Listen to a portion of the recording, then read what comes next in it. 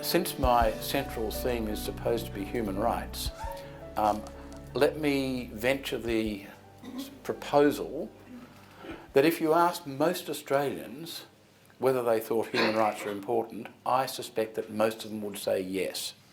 They would say that human rights do matter. I know that at the fringes there'll be people who don't agree with that, but by and large I think most Australians do accept that idea. So then you have this interesting question. Why is it that we watched with unconcern for 5 years David Hicks, an Australian citizen, languishing in Guantanamo prison, held by our allies, the United States, held in conditions which were notoriously dreadful, held without charge and without trial. And it was not really until he'd been there about 5 years that there was anything like an expression of public concern about David Hicks. How do we reconcile that with the belief that human rights are important? And consider the stolen generations. For at least 3 generations, Aboriginal children, including babies, were taken from their parents, often in dreadful circumstances, not being taken because they were at risk in any sensible way, but simply taken because we thought in our interesting way that they might do better if they grew up in a white family than in a black family. How do you reconcile that with a belief that human rights matter? Have a look at the treatment of Aborigines today. Aborigines are 14 times overrepresented in the prison population. That is to say, if you take account of their numbers in society and then look at what you would predict would be the numbers of Aborigines in prison, they are 14 times overrepresented. Earlier this year, I was invited to go to Alice Springs to do some things for the Supreme Court up there, and I took the opportunity to ask every lawyer I met, why is it that there are so many Aborigines in jail? And they all said it's the grog. And I said, well, why do they drink? No one had even thought about it, let alone having an answer. So here you have this curious position that for 30 or 40 or arguably 50,000 years, Aborigines had a stable society in this country, and 230 years after we blow in, suddenly they're ruined. Suddenly they're relying on drink and being jailed disproportionately to their numbers. It's clearly a human rights problem, and yet no one in white society seems much troubled by it. How do we reconcile that with a genuine belief in the importance of human rights? Consider the treatment of people with mental disabilities and ask yourself, is that treatment compatible with the idea that human rights are important? Have a look at the recent debate about the cancellation of people's citizenship at the will of the minister because that person is alleged to have been somewhere in the Middle East fighting against ideas that we cherish.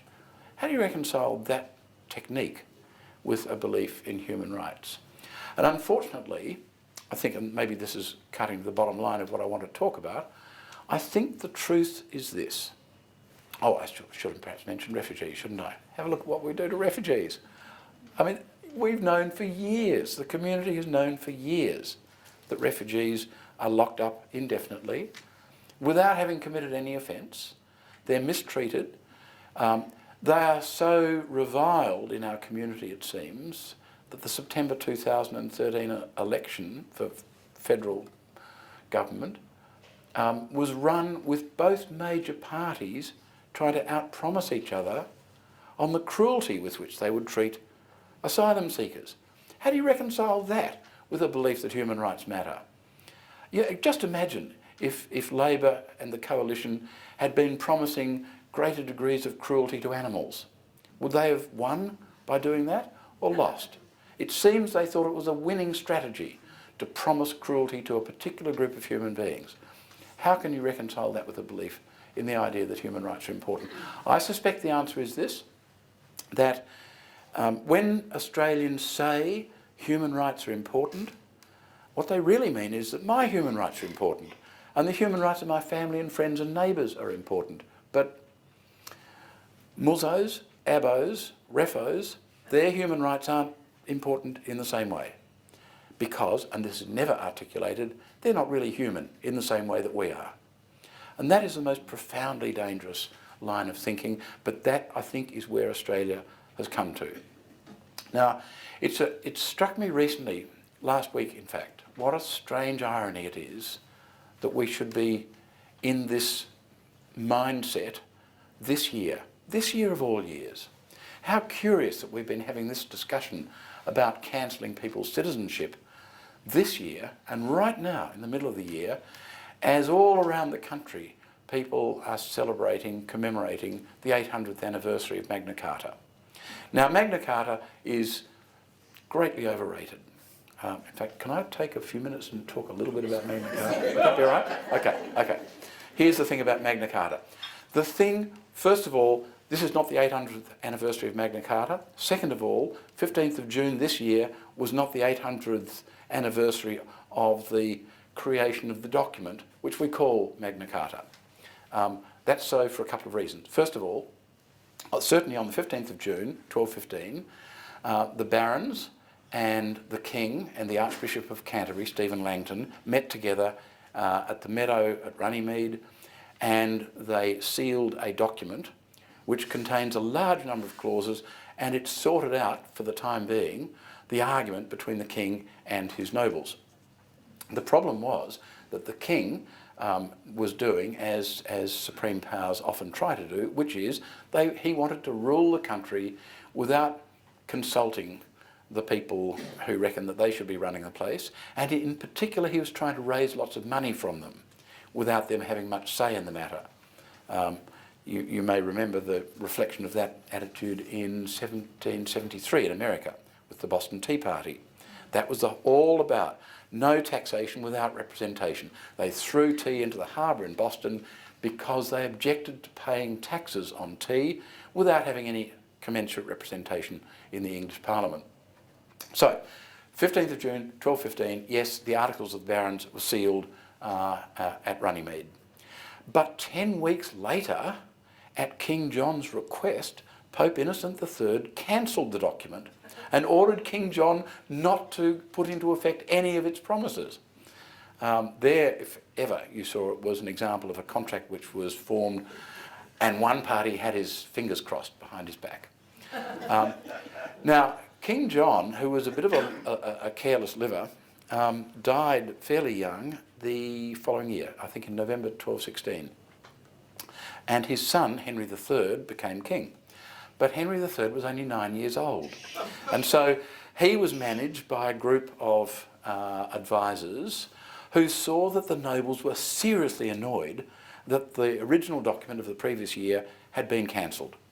And so they suggested that he should endorse a similar document, cut down some of the provisions taken out of it, and he did in early 1217, I think. And then that didn't really go anywhere and didn't need to, but when he came of age in 1225, he issued two charters. One, the Charter of the Forest, which sorted out various things about how the forest could be used. And the second, the so-called Charter of Liberties, which was another cut-down, sort of revised standard version of the original Articles of the Baron from June 1215.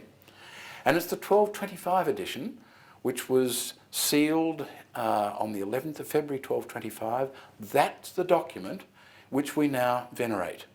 Because there were two charters, the Charter of the Forest, the Charter of Liberties. The Charter of the Forest was the smaller one.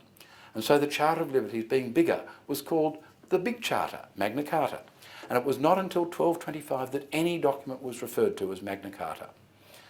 And that's the document, by the way, the provisions of which are now held up as the source of everything we value in our system. Of course, it wasn't seen that way at the time. In fact, it lay pretty much undiscovered and unconsidered for centuries. Shakespeare wrote his play, King John. He didn't mention Magna Carta, he didn't mention Runnymede. Stephen Langton, the Archbishop of Canterbury, gets a passing reference, but nothing to the point. It was not until the early 17th century that Magna Carta suddenly sprang into life. And that was because, under the Stuarts, the Stuart kings thought they ruled the roost. King James I, formerly King James VI of Scotland, had the theory of the divine right of kings. He had the view that the king ruled beyond the parliament, above the parliament, and outside the law.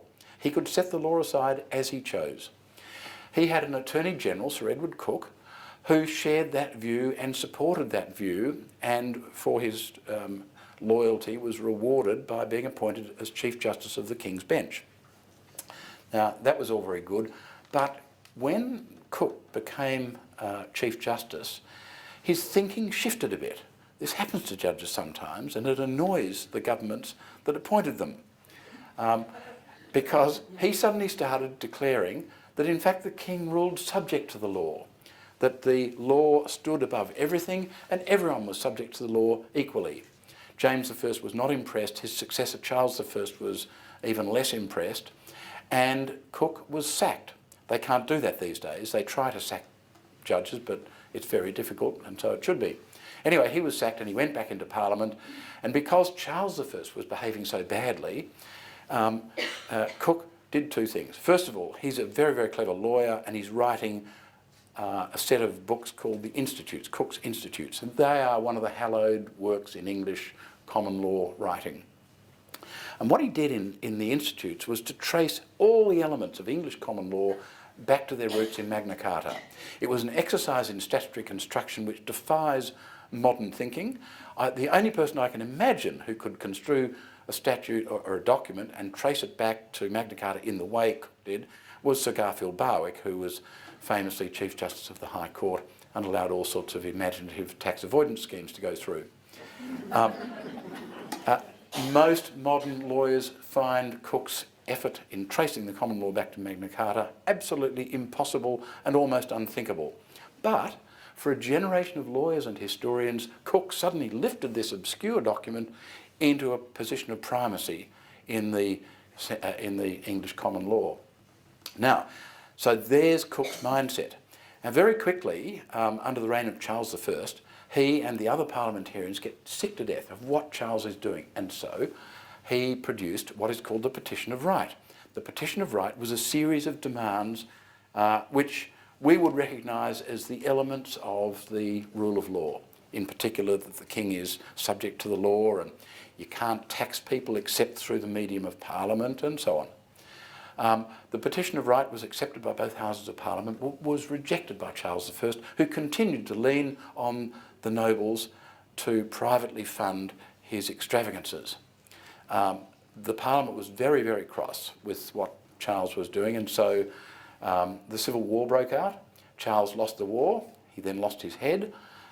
Then there was the whole Cromwell thing, which was sort of an interesting experiment but badly administered. And then there was the Restoration with Charles II, who was not popular, and James II, who was profoundly unpopular, not least because, sorry to say it here, not least because he was Roman Catholic. And of course, the whole point about the Stuart succession had been to establish Protestantism as the orthodox or the established religion of England. So James II, very unpopular. And so the parliamentarians who didn't want to see a return to the awful early years of the Stuart reign, they contacted James's son-in-law, William of Orange, who was a Protestant, and they offered him the throne, but on condition that he accept the Petition of Right. And so on the 5th of November 1688, an interesting date actually for the Stuart monarchs, on the 5th of November 1688, William of Orange arrived at Brixham in England and took the English crown. He simply usurped James II. And then in the first act of the new Parliament, he accepted the Petition of Right. That became the English Bill of Rights, in which all of the nastiness of the Stuart reign were identified, and the Bill of Rights reflected Coke's thinking that the common law reached back to Magna Carta. Then, during the following century, of course, things became a little bit disturbed in the American colonies, and so the American colonies decided that they would create a new federal structure that bound them, the 13 colonies, together. And so the people who were pushing that put together a constitution, that Declaration of Independence, all of that. They put together a constitution for this new federal body, which would sit above the colonies just like the king used to sit above the English people. And the colonies were a bit concerned about how this would play out. This was a novel invention. It was an experiment which had not been tried before. And so what the colonists did was to go to Philadelphia and propose 10 amendments to this new constitution. The 10 amendments were accepted. The 10 amendments are referred to as the Bill of Rights in America. And the 10 amendments to the Constitution of the United States of America reflect substantially the provisions of the English Bill of Rights of just over a century earlier. And so, by that interesting set of steps, Edward Cook's thinking about Magna Carta was translated into the structure of the United States constitutional framework, and in the United States courts, the Magna Carta is referred to very frequently, much more often than in the English or the Australian courts, and not with the same sense that it's just a rhetorical flourish. They actually think that it is the source of their most sacred thing, namely their Bill of Rights. So it just goes to prove that in politics, the myth matters more than the facts. And that's probably the thing that we should learn most from Magna Carta this year. But Magna Carta does have one thing in it which is quite important. I actually printed this out because I couldn't memorise it. In the 1225 edition, the authorised version, it combined Articles 39 and 40 of the original document of 1215. No free man shall be taken or imprisoned or dispossessed of his free tenement or liberties or free customs, or be outlawed or exiled or in any way destroyed. Nor will we condemn him, nor will we commit him to prison, excepting by the legal judgment of his equals, or by the laws of the land. To none will we sell, to none will we deny, to none will we delay right or justice. That's the only provision of Magna Carta which has any modern relevance, apart from the mythology of Sir Edward Cook. But they're pretty important, because the idea that you can't be punished except by the judgment of your equals, the idea that justice is available to everyone, these are central features of our modern legal system, inherited from England, as it was here, and inherited from England as it was in America. These are central to the common law traditions which we share. They are nowadays called, within what we call the rule of law. And the rule of law is a matter of the utmost importance. Now, the first part of Article 29, by the way, I should interrupt myself. The original Magna Carta, which almost no one has read, but the Articles of the Barons of 1215, which have been so venerated, so honoured in recent weeks, it's interesting to reflect on the fact that Article 10 of that document has a provision which specifically refers to people who've borrowed money from Jews and in effect lets them off the hook if they should die before the debt has been repaid. I mean, most people would look at that and say, oh my God, how can Magna Carta talk about that sort of thing? It's got another provision about people who borrowed money from Jews, and it creates various provisions about the way that should be dealt with, and goes on to say, and so for people who have borrowed from anyone else. So you've got to say, well, hang on, why are the Jews singled out if this applies to everyone? And yet they are. And it contains lots of things about obliterating ponds and fisheries and standardising weights and measures and freeing the nobles from the awkwardness of various forms of tax and so on. Most of it has got nothing at all to do with what we would regard as the rule of law, and we only get its mythology through Sir Edward Cook. So these things are important. Unfortunately, in the year in which the mythology of Magna Carta has been uppermost in many minds, we've been behaving very badly when it comes to looking at the principles of the rule of law and the principles of human rights. So, for example, we've had the recent revelations that apparently the Australian government paid money to some people smugglers to persuade them to take their passengers back to Indonesia. And now it's contested whether the money was paid, although Tony Abbott's ducking and weaving made it look awfully like an admission that the money was paid. I think most juries would say yes, yeah, they obviously they paid the money. Now the story's become a little more subtle, And it seems that if the money was paid, it might have been paid by a member of ASIS, the security force, in which case, if it was a criminal offence, the person who did it was not liable to be prosecuted or sued, which is rather a different matter actually, because frankly I don't think it matters what view you take about the policy. The fact is that no government of this country should involve itself in criminal misconduct in order to give effect to a policy. Even if it's a terrific policy, you don't break the law in order to give it effect. I would have thought that's kind of obvious if you understand what the rule of law is about. And this year of all years, our government ought to understand what the rule of law is about, but apparently they don't. But there's an interesting thing. Let's pretend that the suggestion of money being paid never arose. We know, because the government boasts about it, that we've been pushing people back in little lifeboats, quite expensive little lifeboats, $1 million a piece for little orange lifeboats that we put people into and pushed them back to Indonesia. Now, I had a look at the Commonwealth Criminal Code to see what provisions might affect this. Section 73 of the Criminal Code identifies or creates the crime of people smuggling. People smuggling has three elements. The first is that you are involved in or facilitate the entry of people to a country of which they are not nationals in circumstances where they don't go through the usual entry procedures. Well, I would have thought pushing people back to Indonesia on lifeboats was exactly that. We know they're going back to Indonesia, we know they're not Indonesian nationals, and we know that they're going to land without going through the normal entry requirements. So, and paying people to do the same thing also looks like involvement in people smuggling.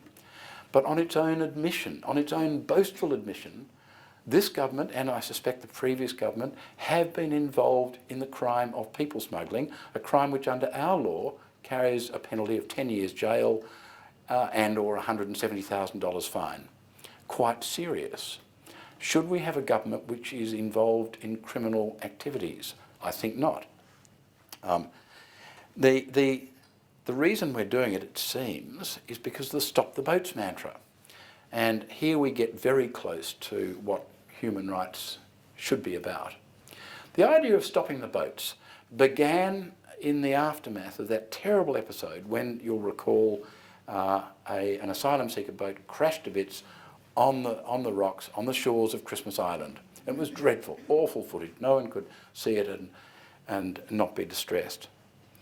And so stop the boats initially meant stop the boats from setting out because it's a dangerous voyage. Well, yeah, we know that. And then stop the boats somehow, somewhere along the line, morphed into stop the boats from arriving. We don't care if they set out. In fact, we're actually involved in people smuggling by intercepting them after they've set out, putting the people on life rafts and sending them back so that they can spend more time in the hands of the people smugglers. Stopping the boats was originally meant to be stopping the drownings, but then it became stopping them from arriving, and our Prime Minister now proudly boasts that he has stopped the boats. And his answer to the questions from Neil Mitchell about the bribes was, well, we stopped the boats. Did he stop anyone from drowning? Well, we're not allowed to know. Why? Because if people set out heading towards Australia and they drown on the way, but the boat doesn't arrive, well then A, we've stopped the boats, and B, the drowning, well, that's an on-water matter, an operational matter, and we're not allowed to know about it. So the objective, it seems, might or might not have been achieved, but we're not allowed to be told about it. The irony of what has been happening under the last days of the Rudd government and during the Abbott government is that out of an apparent concern for the lives of people who put themselves in the hands of people smugglers, out of apparent concern for them, what we do is we say we don't want you to drown. If you don't drown, we're going to punish you. Let's be really, really clear about that. People who do not drown are being punished.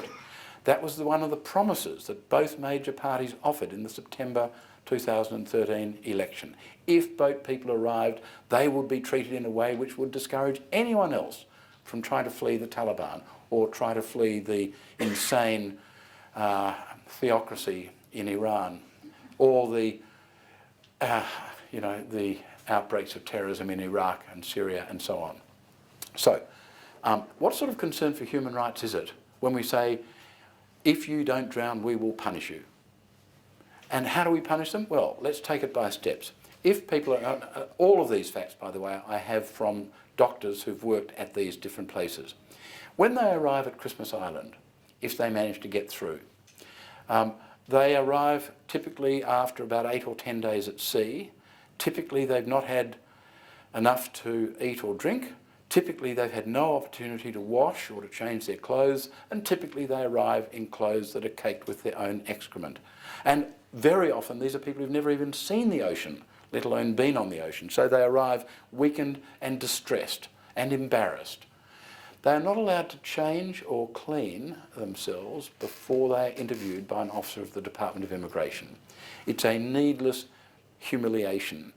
And if you just imagine yourself in those circumstances, imagine for a moment you've fled terrorists in Afghanistan or in Quetta or in Iran or Iraq or Syria. Let's suppose you have fled those terrorists. You've managed to get yourself in the hands of people smugglers because you can't get a visa to come to Australia. You can't get a visa to get anywhere. You get all the way down through countries that haven't signed the Refugees Convention. You end up in Indonesia, where you can enter without a prior visa. You can get a visa on entry, but it's only a 1-month visa. So let's suppose you've got yourselves there. And you go to the UNHCR office in Jakarta, and you tell them your story, and they give you a piece of paper saying, yes, you're a refugee. And then you know you have to wait. And after your initial visa runs out, you'll be jailed if the authorities find you. And you can't get a job, because if you get a job, you'll be found out and you'll be jailed. And you can't send your kids to school, because if you send your kids to school, you'll be found out and you'll be jailed. And you wait until some country offers to resettle you. But that will typically take 20 or 30 years. The only way out is to trust a people smuggler to take you in the direction of Australia, because Australia, unlike Indonesia, unlike Malaysia, unlike India, unlike Afghanistan, has signed the Refugees Convention and will protect you. So, what are you going to do? Is there anyone in this room who wouldn't get on a boat? Anyone at all who wouldn't get on a boat? No one. I've never met anyone who said that they would simply live in the shadows in Indonesia for 20 or 30 years waiting for someone to offer them a place. But those people get treated with contempt and humiliation as soon as they arrive on Australian territory. And most of them, as we know from the last 15 years, 94% of them are ultimately assessed as genuine refugees. But we humiliate them right from the start. Now, when they arrive, not only are they interviewed first without any chance to clean themselves or change, if they have any medical appliances at all, they are taken and not returned. Spectacles, hearing aids, dentures, prosthetic limbs are all taken from them and not returned. If they have any medications on them, they are taken and not returned. One person apparently has a full-time job sitting in front of a rubbish bin, popping pills out of blister packs for those pills later to be destroyed. If the person has any medical documentation identifying any health problems they have, that documentation is taken and not returned. The consequence of this is that people are immediately thrown into health problems if they arrived with some sort of health problems. And this was illustrated powerfully by a doctor I spoke to who said that there was a woman who'd been in detention on Christmas Island for about 3 weeks.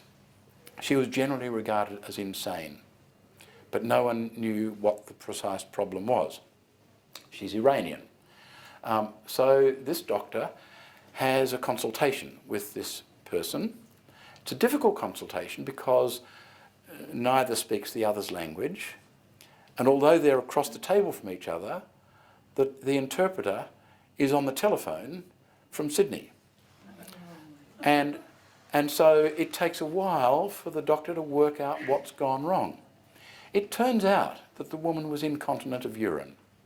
And because she's only been given one dress and one set of knickers. She can't leave her room without having urine running down her leg. And it was driving her insane. So the doctor told immigration, this lady needs incontinence pads. Their first response was, we don't do those. The doctor insisted. The department relented. And they said, we'll allow her 4 per day, but any more than that would be a fire hazard, so she'll have to queue up and get more.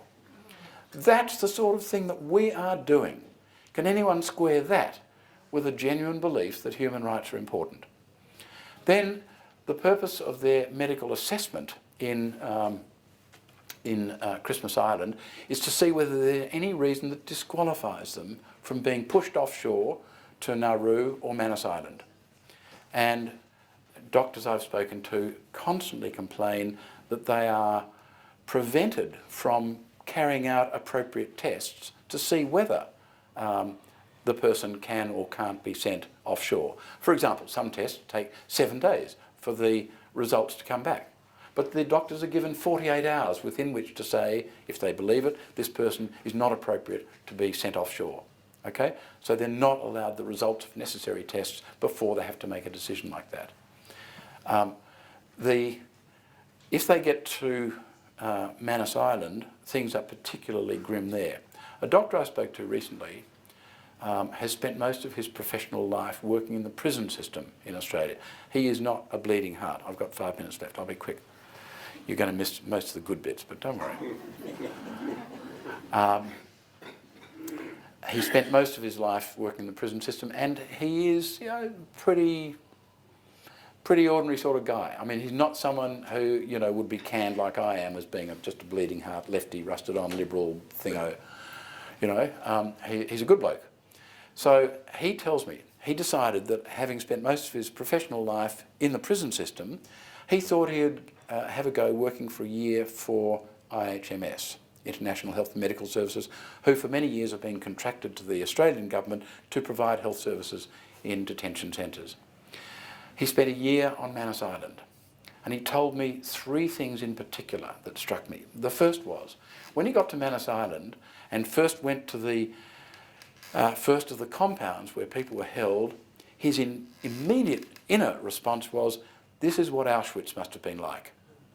His second observation, after spending a year there, he said that the conditions in which they're kept and the way in which they're treated is 100 times worse than anything he has ever seen in the Australian prison system.